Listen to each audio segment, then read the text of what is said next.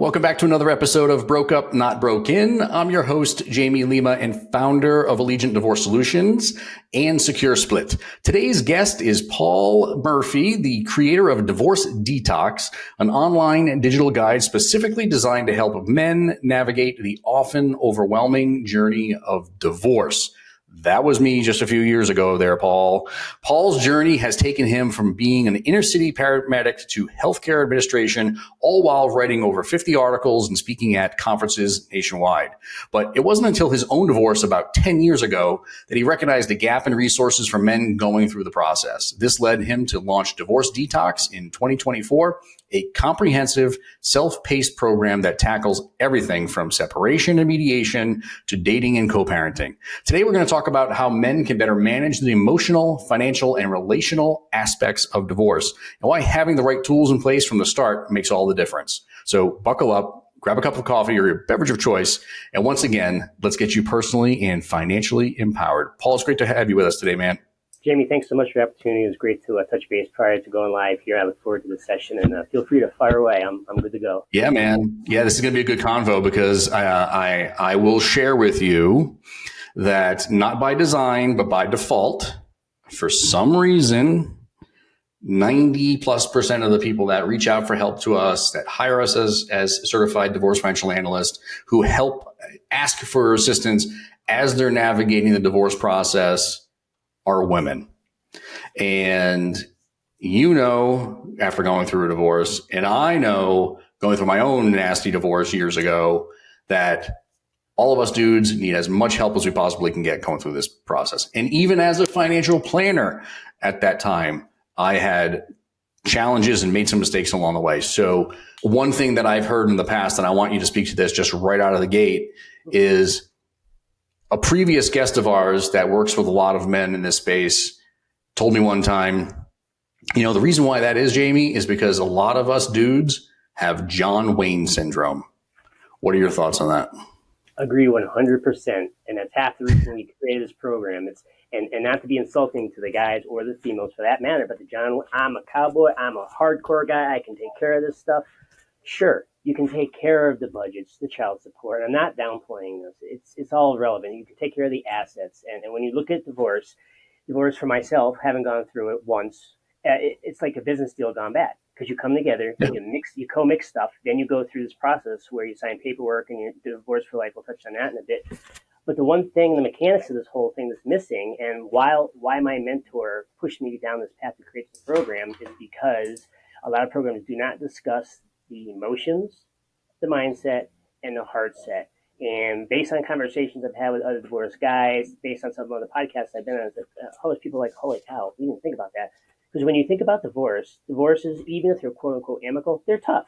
It's hard, and no one gets married to get divorced. And when you're going through this stuff, you're going through all the mechanics of divorce, you have to, in my opinion, consider the emotions, the mindset, and the heart set, because you're making some big decisions here. And when your emotions are sky high and your mindset's going a million miles an hour, is that the time you're making big finance decisions, to your point with your financial planning with some people going through divorce?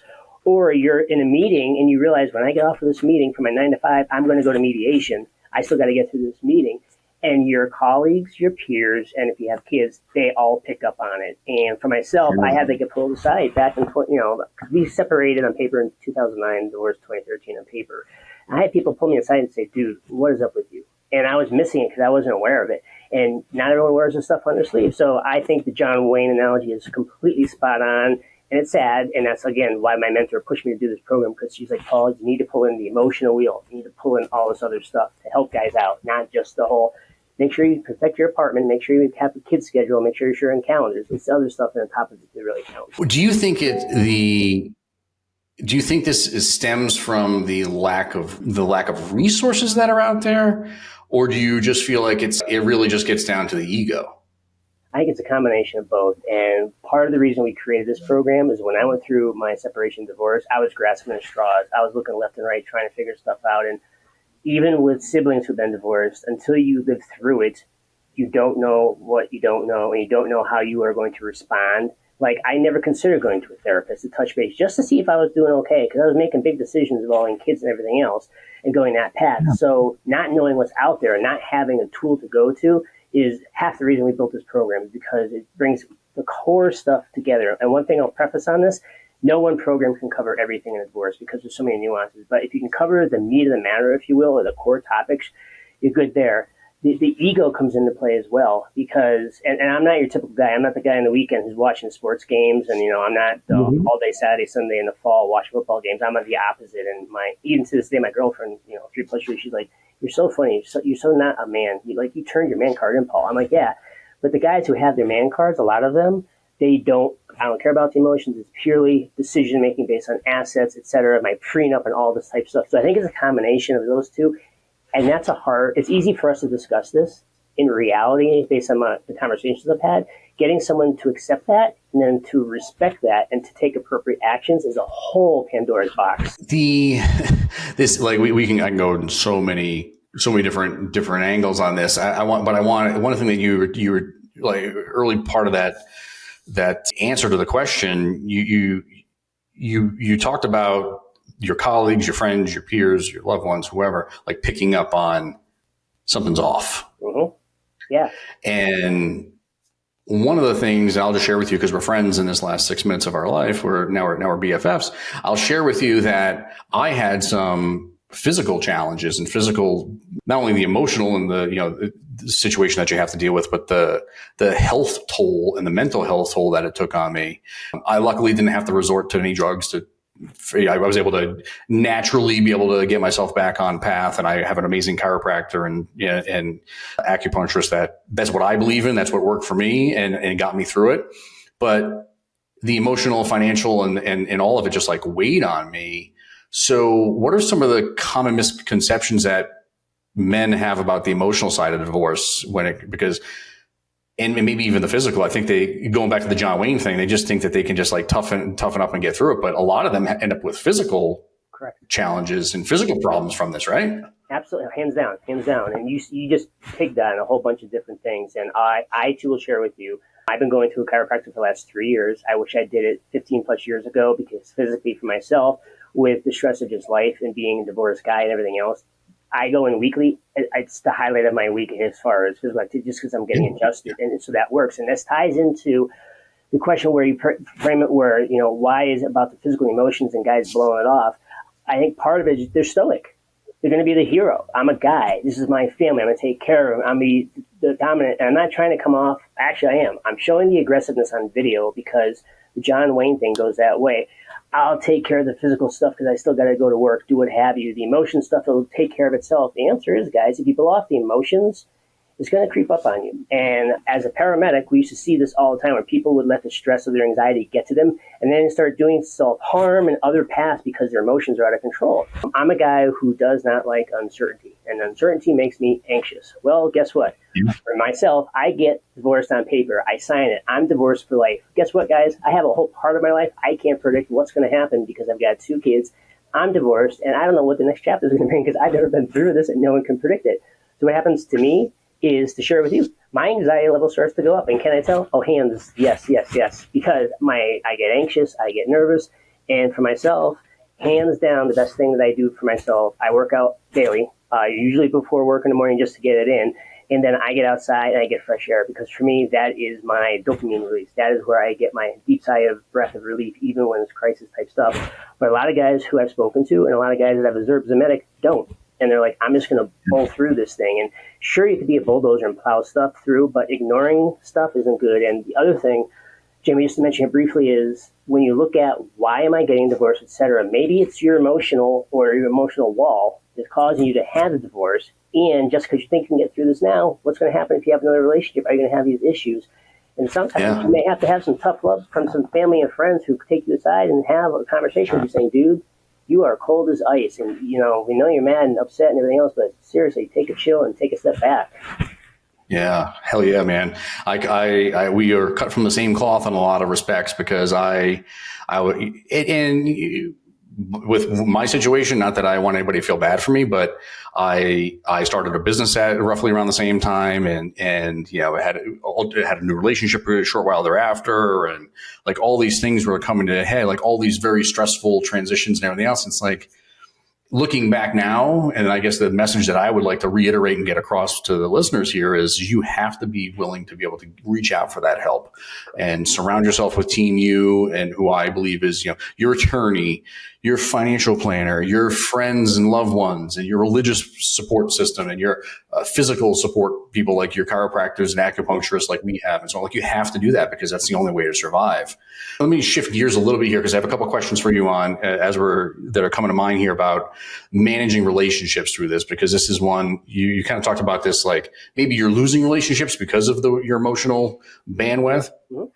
How do you handle, and maybe how did you handle this, or maybe what do you coach men to handling the relationships that are new to them, like managing their attorney, managing their mediator, like the people that are going to come and go in this situation? Like there's all these new relationships, right? So tell me a little bit about like what you would say to me if I was a client of yours. Yeah. First thing I'd say is check your head and how are you doing up there mentally, because you're in a new relationship, regardless of what service they are providing or anyone. Mm-hmm. Next, check your gut. How's your gut doing? Because your gut speaks volume. And if you mentally like, yeah, but that's like, I'm not sure, then there's a flag. And don't discredit your gut feeling. Don't discredit what you are thinking, and make sure that those two align. And if you're not sure, even if you like going to a therapist, if you're not sure, that's going to increase your anxiety baseline. And what you need to do is maybe exit that relationship and go find a new relationship. There's nothing wrong with changing that. What you don't want to do, or ideally you want to avoid, is continuing down the path where you're going through a relationship. And this is a big part of your life. A divorce isn't small. It touches on all aspects of your life, period. And if you're working with one of your team members, what have you, in a new relationship and you're not feeling comfortable, switch gears. Do not subject yourself. And the reason I'm saying this is, at some point, that anxiety level and that bubbling level is going to keep coming up. You've already got enough going on. Why are you going to stick with something you don't feel 100% with?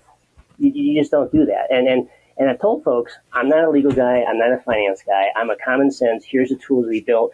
Seek the guidance of the experts. And if you're not feeling good with those experts, switch. That's a reason why there's a world full of finance guys, legal guys, and counselors out there so you can pick from the pool. A mentor of mine once told me, you have to, regardless of how these people are related to you, whether you're employing them or whether it's a temporary situation or whatever, like hiring an attorney or whatever, hire slow, fire fast. Do you believe that? Yes, absolutely.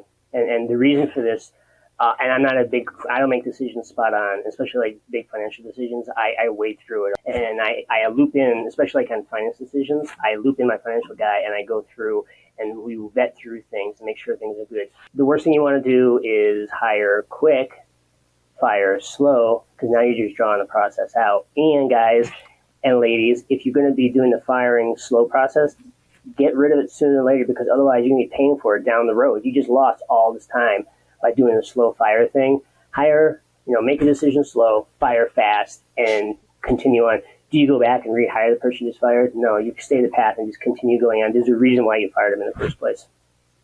Yeah. There's other relationships that we have to be responsible for too, right? We have to be responsible for the past relationships that we've had and dealing with them emotionally and handling that, but also new relationships. That is, like, we could probably do a whole show on helping you and your kids navigate these new relationships, especially introducing to like a new relationship, right? A new love interest, so to speak, right? Yeah. What are some of the practical things that the dudes that are out there that are going through this? It tends to be the dude that will introduce that person pretty quickly, right? Like what are some of the things you can share with us in that respect?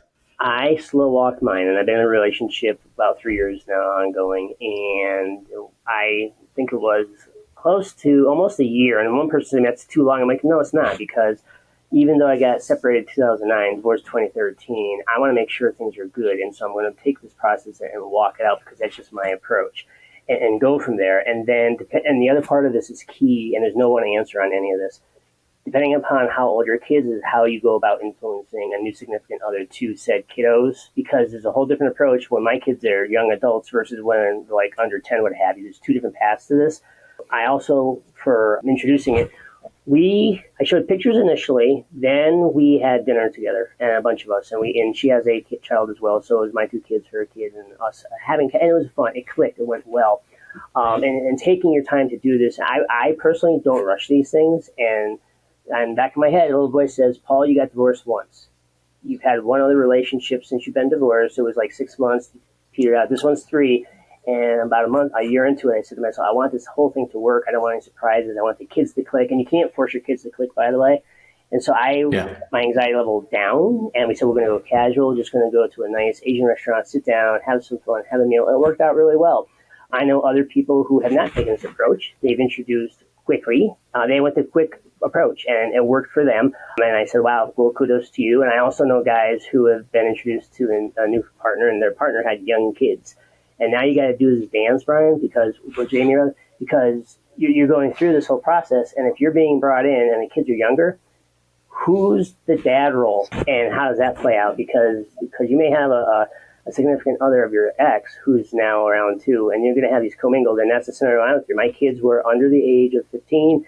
My ex had a new other half, and we had to dance the dance of who's going to be the oversight, who's going to. Unfortunately, he and I were on good terms, but there's a whole dance to walk here when it comes to this whole relationship thing. Yeah, man. I mean, we have a blended family now, and I've got it's taken some time, but now I think we're to the point now where like my now wife can be in the same room with my ex-wife, and they're getting along relatively good. And my now wife's ex-husband and we're in the same fantasy football league, if that tells you anything, right? Like we're like it's always been that way. It's just been a very different dynamic between the two. So you've got to kind of learn, I think it's all normal, right? Like you're going to have some cases where it's just like kumbaya, and there's other cases where it's like total disaster. Unfortunately, I got the total disaster one. But break it down for me though with the kids, because you put this out there, and I don't want it to get lost. Sure. So let's say you have like the under 10 to 16, 10 to 18, then you have like more of like the young adult. Like, just quickly, like what are the best ways to approach introducing a significant other to that? And before the age ranges. Before I even answer this in any level of detail, and tell anyone who's listening or ever sees this, the first thing you need to do as an individual is go out and do your own homework, because what Paul says may not work for you. And so to go from that aspect, younger kids, you may have to role play, because that's how they relate, and they relate into role playing. And what that looks like, guys, it's going to be up to your situation. Maybe role play in a family meeting, what have you. So that's the under 5 crowd. And the 5 to 10 crowd, where I was, we got separated and divorced. We were no technology, family meeting, in the living room, sitting on the floor in a circle. And I remember my son was sitting next to me. Short version, it was the hardest conversation I ever had with my kids, because we're going from a family unit to now nothing. Older kids that are over 15, etc., know your kids and approach them and remove tech. Keep tech out of it, because you don't want distractions. You get a 5-minute conversation with the family, with the kiddos. Put your phones down, put them out of the way, and I recommend that you go somewhere quote unquote neutral, and don't do it where you're going to be now mixing it with other people. Keep it where you're just going through this by yourself, because whether you're telling about getting divorced or getting ready to introduce to a new spouse, your kids deserve your undivided attention in a neutral area, whether it be home, what have you. But I wouldn't be doing this for the first time at your new spouse, new significant other's place of residence, etc. I would try to go kind of neutral on that. And part of the reason I say that is it gives the kids a fresh perspective. They're going to be listening and might be more attentive, versus if they're in a non-neutral place where they're like, or you could even do it in a room, for example. And again, just places where there's minimal distractions and they can connect with you, because it's a heartfelt, emotional conversation. Yeah. How did they adapt to like, I don't know. And what do you see mostly with the people that you work with, and how like they're just adapting to this new post-divorce life, right? Like, I guess where the question stems from is because I had a conversation with another podcast guest a couple of days ago, and we were talking about that post-divorce identity crisis.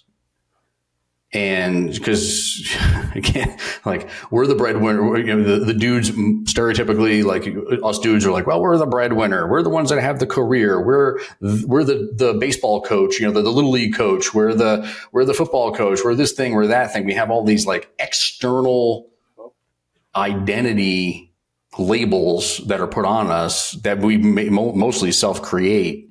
And now all of a sudden we're a divorced dad. Like how like it's like just saying that I realize how the gravity of that, like how weird that is. No, it's very weird. And Kids are resilient. They're going to survive. Don't rephrase. Most kids will survive, and they'll continue on down the path. My son, when he was younger, had some behavioral stuff at school, which is understandable because he was young and still grow. My daughter, for the most part, she's been pretty rock solid this whole thing. And for my world, in my head, I know that I'm a divorced guy as well. And I have all these labels around it. And I'm the guy who's supposed to be the breadwinner, et cetera. And I'll share with you, going through all of this before, during, and after my divorce, I've been laid off times 3. And the reason I share this is because when the breadwinner becomes laid off, that changes everything completely. And the kids read your response of this and how it impacts you long-term down the road. Back to the kids and the post-divorce lifestyle. I'm fortunate. My kids are pretty strong emotionally, healthy, no illnesses, what have you. I know other people I've worked with where the kids were having emotional issues or growing up issues, meaning they're acting out, not behaving, not cooperating. It was to the point where the parents were getting so stressed out. I'm like, I said, you can share it with me, that's fine. But I said, what you guys need to do is get them help and get them some therapy or go see someone, because if they're going through this, you as a parent may need, to your point earlier, Brian, there's a village. It's got to come in and it's got to have the resources to play. And so go out and grab an assistant, grab the therapist coming through and go through that. And for yourself and for others, the reason I've slipped twice now and called Jamie and Brian is because the conversation you and I having flows so smoothly. And one of my best friends in the world his name is Brian. And that's why I'm reverting back to that. So I apologize for the name, but I want the group to realize that the value of having a resource where you're flowing back and forth like this is huge. Yeah, 100%, man. No worries. But I couldn't agree more, man. I mean, I think I don't know. I see this in so many cases that we work, and the main message here is you can't let this become your identity. And I see that happen a lot. And, I'm thinking about a case that I'm working on right now where, the gentleman had to go back. He was actually a stay-at-home dad for many, many years. And now he has to leave that world, right? So he's feeling a lot of the same emotions that a lot of women feel when they're going through this change, because they wanted to stay home and raise the kids. And now they can't, because they have to go to work because they have to be able to support themselves and so on. Now he's in that same situation. So I can see it from both angles, and it's tough. Now he has a totally different identity, and I kind of feel bad for him because I can see it in his face how sad he is about that. But that's got to be devastating. It's got to be absolutely devastating. And I'll share with you briefly. So again, back to I'm not the typical guy role here, because when I was married, my ex did the finances. Well, completely. I just decision. I'm like, we're both in healthcare, blah, blah. She does all the finances. We split up. I'm like, oh crap. Now I got to actually pay attention to all the nuances and details of this. And so similar to the guy who went from being a stay at home to now working, I had to step up to the plate and get myself wrapped up to speed super fast, because guys, I was aware of the big stuff, not the day-to-day recurring expenses and things like that. And even going forward now, as I go through, I am laser focused on where's my funding at and everything else and how I'm going to get through things. And that transition alone, to the point of weekly, I get a tick going on. I'm like, I just need to check balances, make sure. And I'm also one of those guys who wants to make sure that the credit cards don't have any extra expenses on it, things like that. So to your point, when you go through the divorce, there's aspects of your life that you might not have been in control of prior. Well, guess what, dude? You own 100% of everything of you, period. Mm-hmm.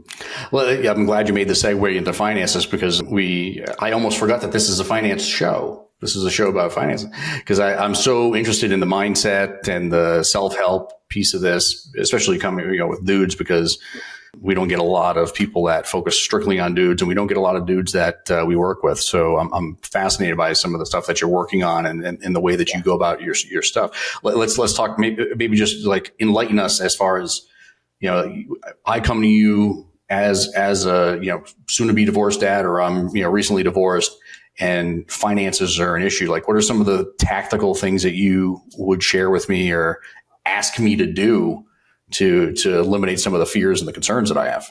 Yeah, no worries at all. And the audio cut out a little bit, but I'm going to piece it together. So first thing I tell, and if I was going through this again, I'd do the same thing. First, be aware of your finances immediately. Know what regardless to where you are in the divorce phase, break down all your expenses, because you're going to have before, during, and after with your finances.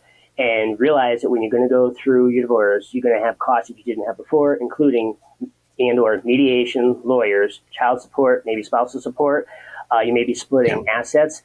Anything, when you go through your budget, make sure you're putting in for yourself, especially post-divorce, any kid expenses, because you may not be sharing kid expenses 50-50. If you want to take your kids on a trip, you're not having the ex pitch in money per se. You're not paying for this by yourself.